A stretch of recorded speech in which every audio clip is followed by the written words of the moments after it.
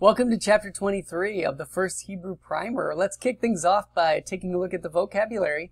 In the upper right, that dark blue box there, we have the first word I want to look at, and it's beged.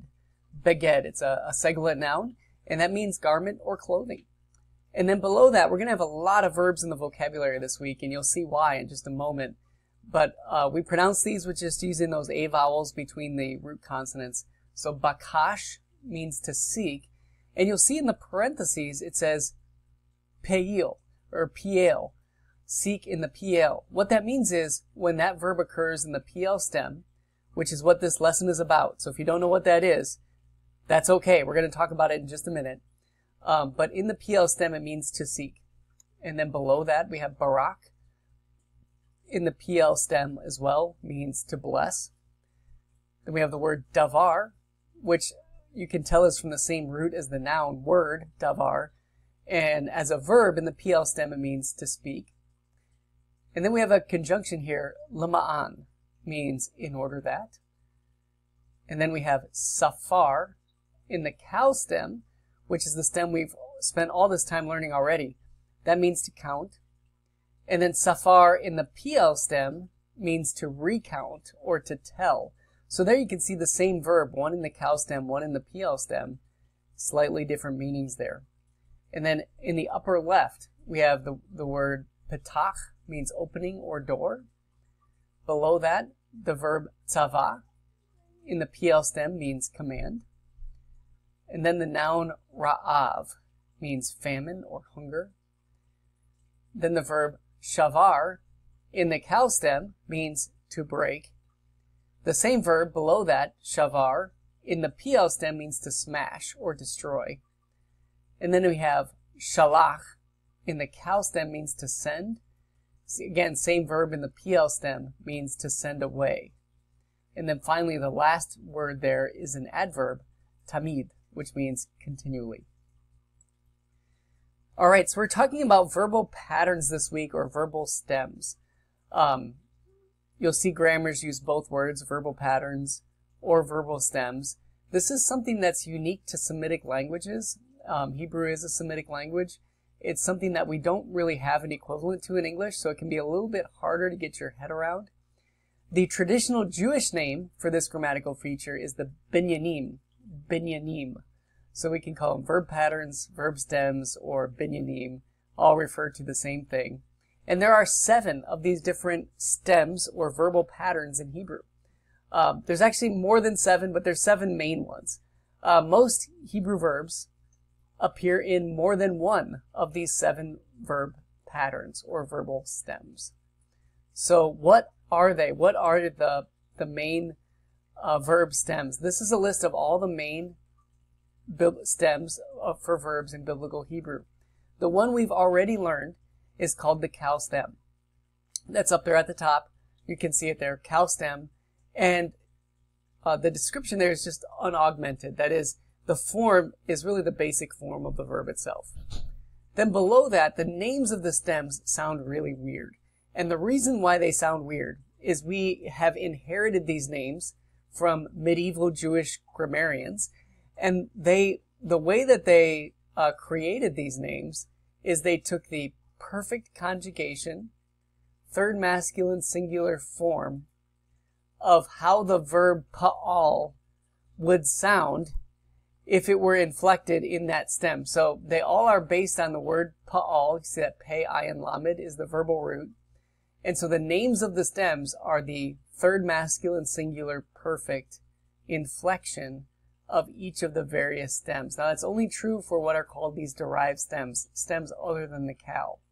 Kal is the Hebrew word that means light, and it's just the most unencumbered stem. There's the least prefixes or suffixes on it.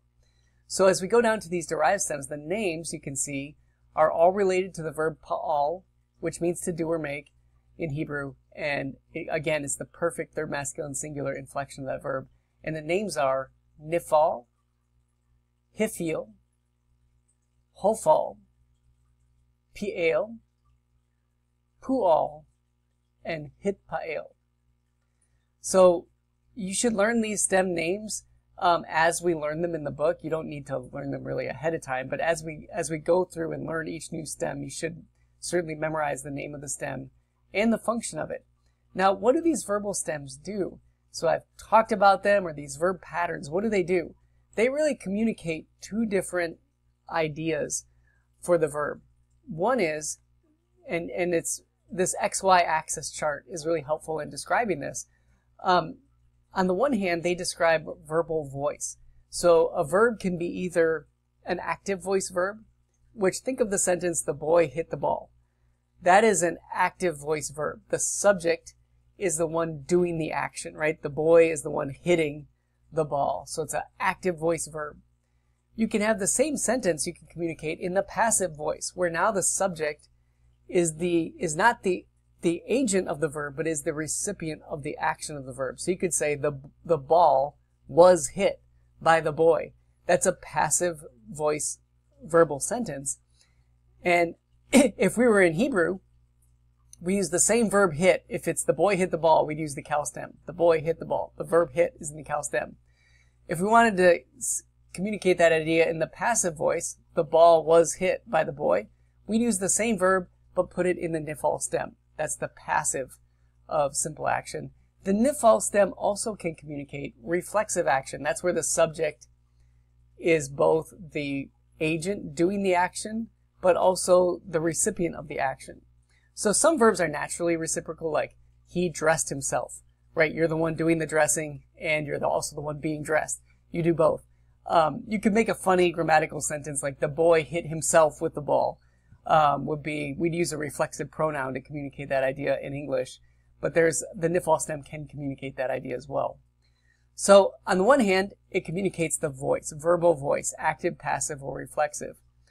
But that's not all. It also communicates something else. It communicates something about the type of action, and that's what's along the top side of this chart.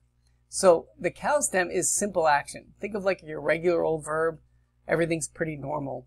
That would be a Cal stem verb. Causative action, that's in the Hifel and Hofel stems, that's to cause something to occur, to cause something to happen is the idea behind that. And so this can be a little bit trickier for us to understand in English, because in English we typically use different vocabulary words to describe causative action. But for example, in Hebrew, the verb to go or come, think of the verb bo, means simply to go or to come in the Cal stem. In the Hifel stem, it means to cause something to go, or in English we just use the verb to bring.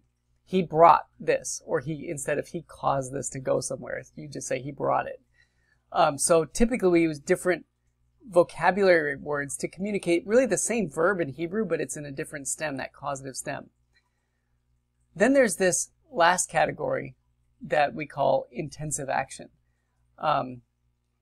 It's really hard to understand the essence of what this category is, but it's something about something happening more intensely or more repeatedly or something along those lines. A great example of this, and we'll look at this in just a minute, is the verb shavar, which means to break in the Cal stem. It's like I broke the lamp or something.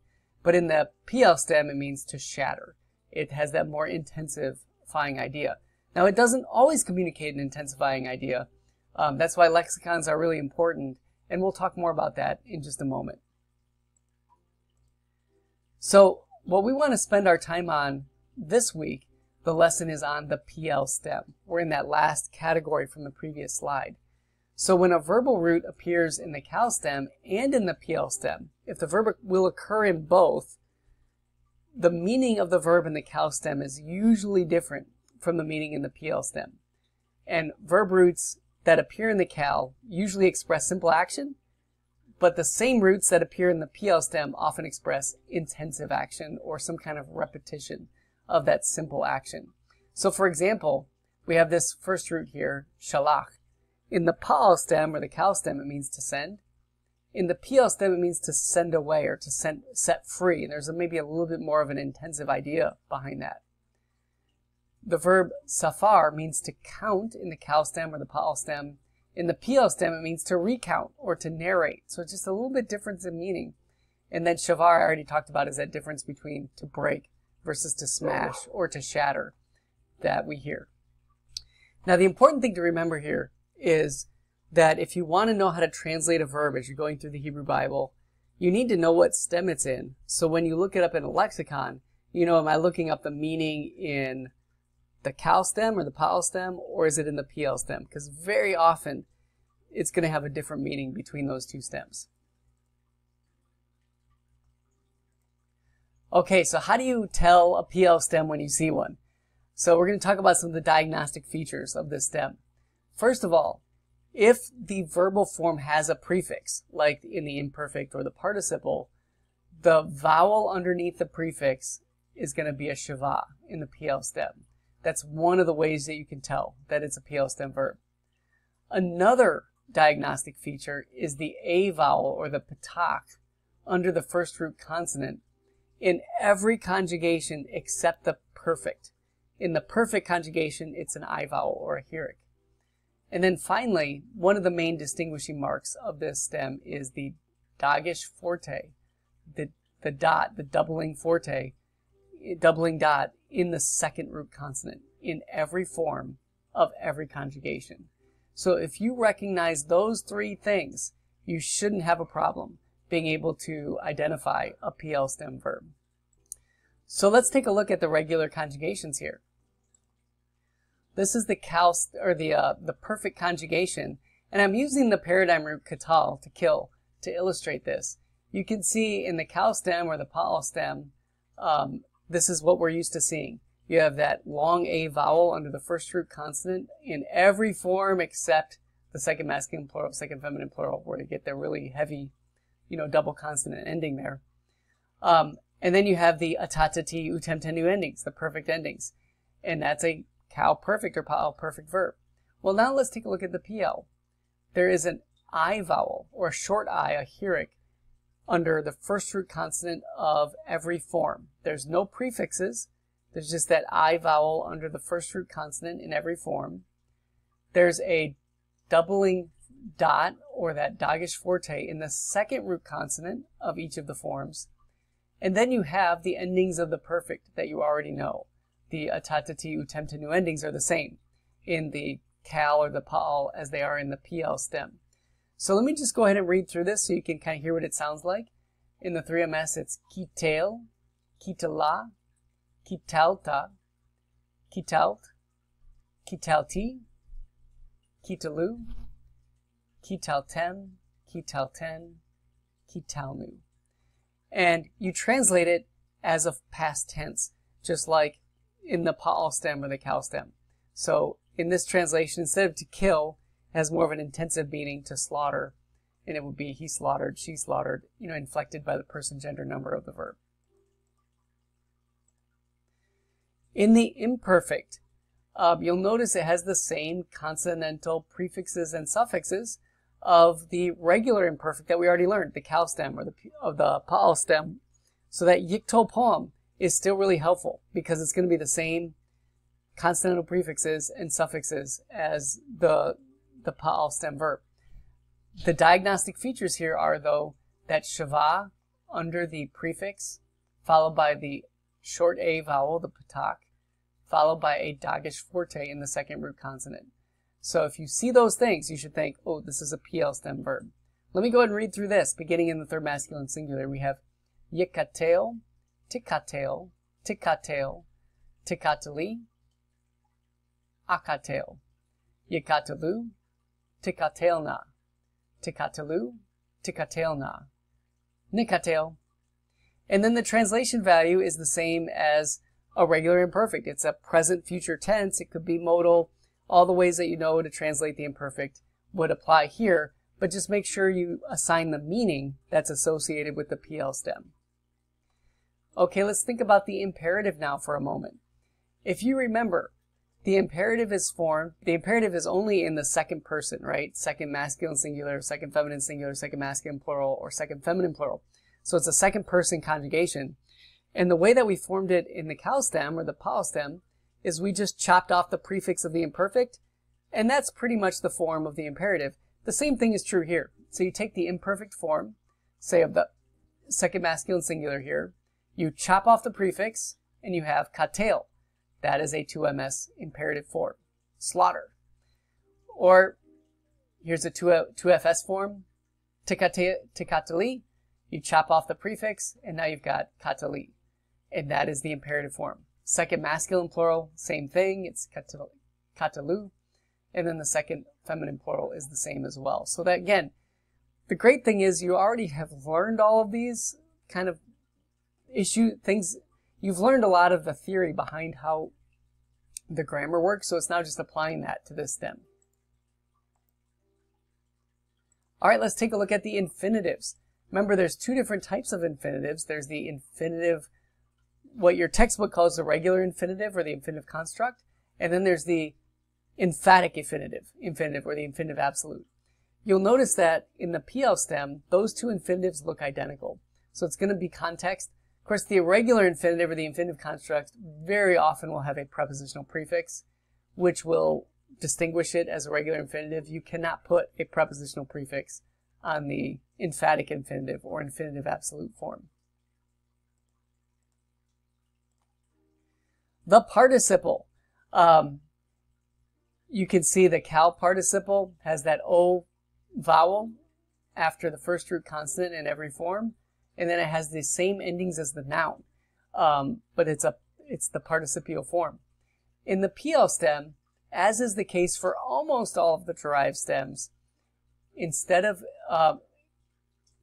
you will get what I want to say is positively, you will get a prefix, and the prefix is going to be a main consonant, and then all the other vowel indicators that we've learned of the PL still apply here. So you have a shava under the prefix, under the main, that short A under the first root consonant, and then the dagesh forte, the doubling dagesh, in the second root consonant. And then you just have the participial endings, which are the same as the noun. And you can translate it in the same way you translate a regular participle. They can function predicatively, substantively, adjectively, just like a regular participle. It's just the meaning of the verb is going to come from that PL stem meaning. Okay, so here's some summary thoughts. A lot of this we've already mentioned, but I'll just summarize it here at the end of this video. To recognize the PL, some things to keep in mind, how to distinguish it from a cal stem or pal stem verb. That dagesh in the middle root letter.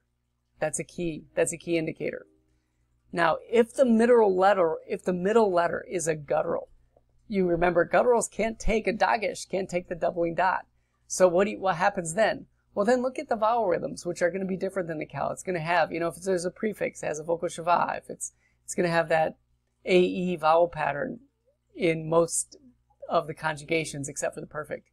So just try to familiarize yourself with those vowel patterns to help. The third bullet point there is in the perfect tense of the PL, the first root letter usually takes a short I or heuric vowel. So let's remember that. In the imperfect tense, the signal letter or the prefix has a shava underneath it instead of a heuric or the short I vowel like the cal stem.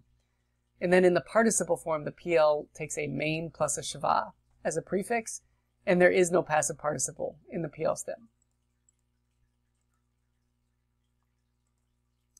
Now, what about third hey verbs? Third hey are super common verbs, and they have some consistent irregularities. What I want to just point out with them is that all the diagnostic features are there in every form. So, the I vowel in the perfect under the first root consonant, the doubling dagesh in every form. If there's a prefix, you still have the vocal shava with the dagesh forte, the short A vowel. So all those diagnostics that we just went over they still apply to third hey verbs. However, the endings of third hey verbs are unique, and they are the same in every verbal pattern or verbal stem. So in the imperfect, it's going to end with segol hey, just like the cal. The perfect will end in a common hey in the third masculine singular. The imperative, it will end in segol hey, or tsere hey. The infinitive construct is going to end in a holem vav tav, just like the cal stem or the pal stem. Infinitive absolute will be tsere hey, and then the participle will be segol hey. So just pointing out that the endings actually look the same for third hey verbs in every verbal pattern or verbal stem, but the diagnostic features of the PL stem are still there, so you should be able to recognize them. All right, what about two guttural verbs? Well, there's a couple things that can happen. One is, because that second guttural, normally you'd have a Dagesh forte there, and because you can't have that strong Dagesh, you get one of two things will happen. Either you'll get compensatory lengthening, that is, in the perfect conjugation, that normal short I vowel will get lengthened to a tsere, or a long I vowel, essentially. Or in the imperfect, where that's normally a short A vowel here, that's going to get tone lengthened to a long A, to a kametz, because of the Dagesh being rejected in the resh. And that's true in every form, as you can see. Now, there's also some clipped forms. So far, the only PL stem verb that has a clipped form is the root tsava, which is in our vocabulary from this week. So there's a clipped form in the vav consecutive imperfect, or the reversing vav plus the imperfect. So the regular imperfect form, it's a third hey verb, is yitzave. So that vav gets doubled as a Dagesh forte, and it looks like that. In the reversing vav imperfect form, or the vav consecutive imperfect, it's clipped. You lose the final hey, and then also, because you can't end a word with a double consonant, the Dagesh forte also drops out. So it's just vayitzav, vayitzav. So here's an example of the two. Together we have Moshe yitzaveh et ha'am, Moses will command the people, versus vayitzav Moshe et ha'am, Moses commanded the people. All right, so I know this is a tricky week in some ways, but you guys can do this. If you have any questions, don't hesitate to reach out to your instructor through the course.